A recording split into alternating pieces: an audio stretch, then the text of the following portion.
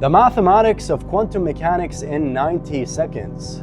Despite the theory being strange, the math is quite simple, built upon linear algebra, complex numbers, and probability theory. Here is the breakdown. Everything in the quantum world is described by state vectors, which contain information about the system, and these vectors exist in an abstract space called Hilbert space, where all quantum operators take place, and it's represented by this symbol, while the state vectors are this. Then there is the wave function, which describes all the possible states of a system, and it can exist in multiple states at once, hence superposition. And it's given by this formula, where C1 and C2 are complex numbers, while these little things are state vectors written in the bracket notation. To measure physical quantities like position or momentum, we use mathematical matrices called operators that operate on a system, giving us observables, which are physical actual quantities that we can measure in experiments. Now, to understand how a wave function evolves over time, we use the famous Schrödinger equation, given like this,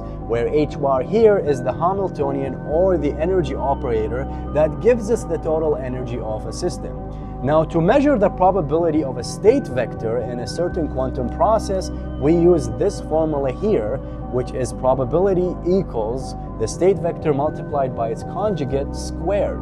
This is the reason why quantum mechanics is strange, because it relies on this little tiny equation, which gives us an entirely probabilistic explanation rather than deterministic.